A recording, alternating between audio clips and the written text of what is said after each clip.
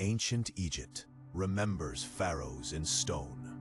Yet some names simply vanished from those stones.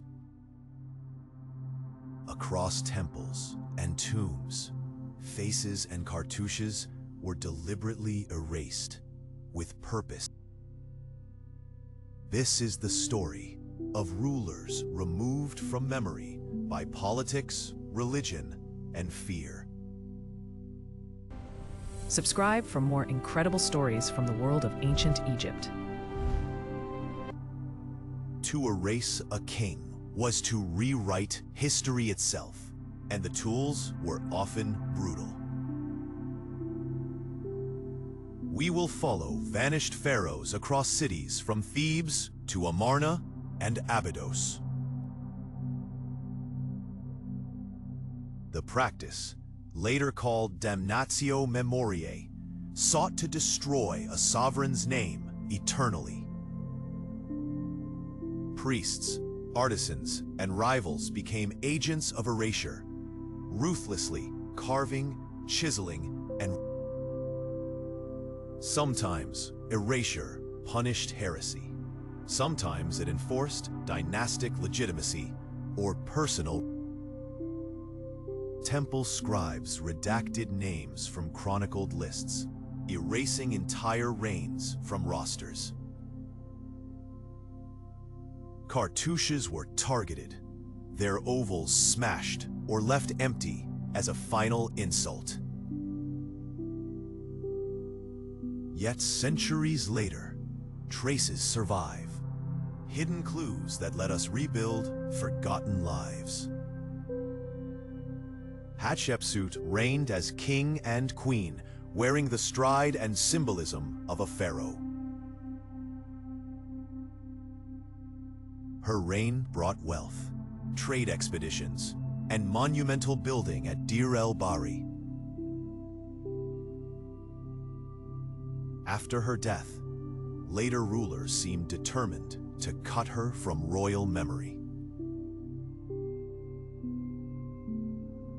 Sculptors chiseled female features and replaced them with masculine forms or blanks. Cartouches were recarved, her name replaced or ground away without mercy. Scholars debate motive, political insecurity, gender, or simple dynastic cleanup after her. Only fragments, statues, and awkward edits reveal Hatshepsut's powerful, controversial rule. Modern restorations let us imagine her face and the authority she commanded. Akhenaten transformed Egypt with a single god, Aten, and a new capital at Amarna. He shattered tradition, new art, intimate royal scenes, and worship centered on a sun disk. After his death, the old establishment rejected Atenism and quietly sought to remove him. Statues were smashed, Aten's disk subdued, and official records scrubbed of his name. Amarna, once brilliant and new, was abandoned and slowly buried by sand and memory. Archaeology later unearthed Akhenaten's palaces and the hidden fingerprints of his revolution. How completely he was erased remains debated. Traces survived beneath layers of revision. Today we piece together Akhenaten's world from shards, inscriptions, and subtle architectural gestures. Nefertiti's portrait survives. Her fate and role as pharaoh remain shrouded in mystery.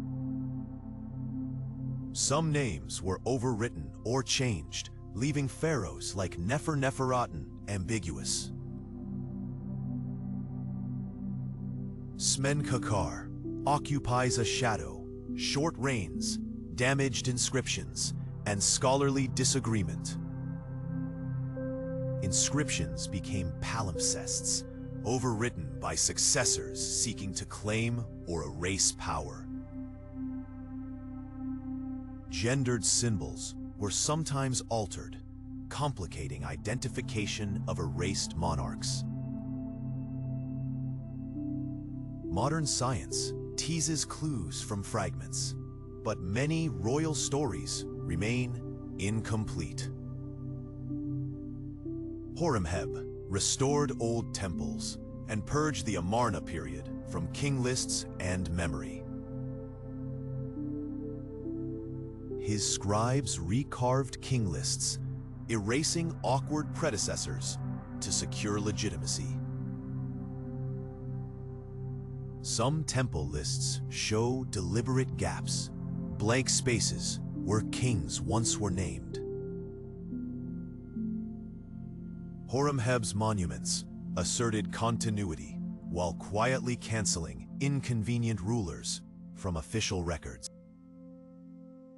Dynastic pedigrees were edited. Lineage was a political tool, not pure memory. Later kings owed their throne to rewritten pasts, not always to true ancestry. Tusret, one of few late female rulers, saw her monuments defaced after her fall. Toppled statues and smashed stelae speak of sudden political violence and erasure. Abydos, Saqqara, and small provincial shrines became palimpsests of political rewriting. New dynasties often recast inscriptions to glorify their founders, not their predecessors. Locally, memory could be erased faster still, as rivals asserted control over the past. Weather, reuse, and deliberate erasure together reduced grand history to puzzles. In the 19th century, explorers and scholars began to peel back layers of silence. Excavations exposed palaces, temples, and erased signs that challenged old narratives. Modern imaging reveals underpaintings and hidden names invisible to the naked eye. Conservators and epigraphers reconstruct chipped cartouches and reknit broken histories.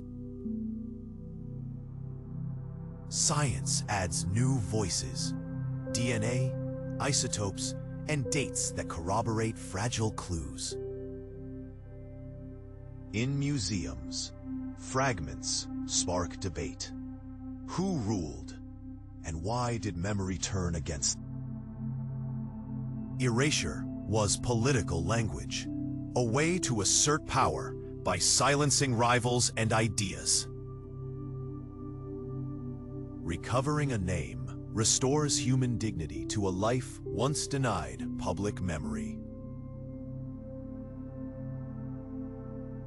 Modern Egyptians inherit these edited pasts and keep telling ancient stories anew. Many pharaohs remain shadows.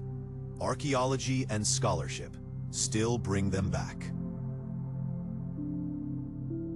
Each restored name is a small victory, proof that memory can be recovered from silence.